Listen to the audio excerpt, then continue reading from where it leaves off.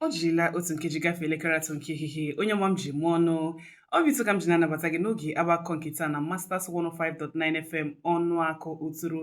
Taa bụ abalị 4 n'ọnwa ise n'afọ 2026 ma bụkwara ahịa eke. Gerezie isiokwu ndị anyị jiri mere akụkọ. Ndị na-atụ nke na-eme n'otu ndọrọndọrọ ọchịchị Labour ekwusiela mkpebi ha ike ịdụnyere Alex Oti ukwu. Otu ndọrọndọrọ ọchịchị APC na steeti Ebonyi amalitela achụnta nkwado maka ntụliaka ọchịchị ime obodo ha dị iche iche. Na mba ndị ọzọ, Trump ekpugheela na ha mụ anya ka azụ na-ele Iran tupu ha mara ihe ọzọ ha ga-eme.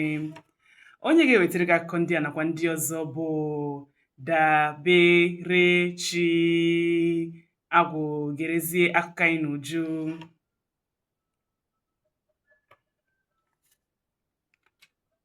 Ndị na-atụ nke na-eme na pati Labour na Nsụlụ dị n'ọchịchị ime obodo isi ala Ngwa North ekwusiela mkpebi ha ike ihinyere aka na-achị steeti Abia Alex Oti aja n'okwu ma kwekwa nkwa ịhụ na ha wusiri otu ndọrọndọrọ ọchịchị ha ike dịka a na-akwado maka ntụliaka elu nke afọ 2027. Ha nwere mkpebi a oge ọgbakọ onye isi oche ha nakwa Chief of Staff Gọvanọ Pastor Caleb Ajagba haziri kwụrụ ọnụ dịka ha gara n'ihu too Oti maka ịgba ndị ọ na-eti na Nsụlụ tụmadụ na ọdụ ụgbọelu Abia dị na Nsụlụ, ọrụ ngo okporo ụzọ gụnyekwara ihe ndị ọzọ dị iche iche. Na-ịgakwa n'ihu, ndị a na-atụ nke na-eme nabatakwara iti aka n'obi bụ nke gọọmenti